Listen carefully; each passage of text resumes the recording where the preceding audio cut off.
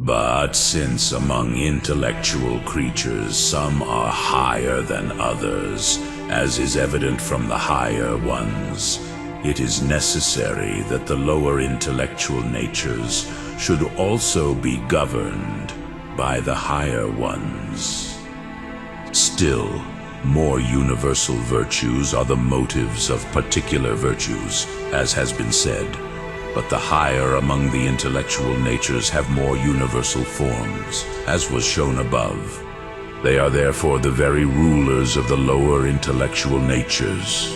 Again, the intellectual power which is nearer to the principle is always found governing the intellectual power which is more remote from the principle.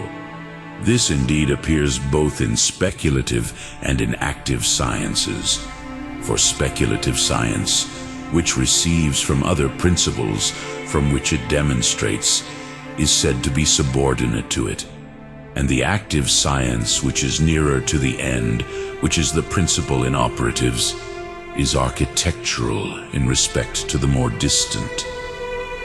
When then, among the intellectual substances, there are certain things closer to the first principle, that is, to God, as was shown in the second, they will themselves be the regulatives of others.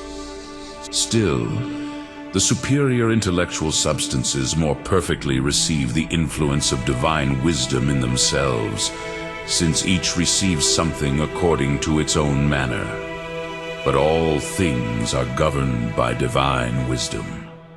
And so it is necessary that those who partake more of the divine wisdom should be governing those who partake less. Therefore, the lower intellectual substances are governed by the higher ones. Therefore they are called superior spirits and angels, inasmuch as they direct the inferior spirits as if by announcing to them, for angels are said to be messengers, and ministers, inasmuch as by their operation they execute, even in the corporeal, the order of divine providence, for a minister is like an animated instrument, according to the Philosopher. And this is what is said in the Psalm, who makes his angels spirits and his ministers a flame of fire,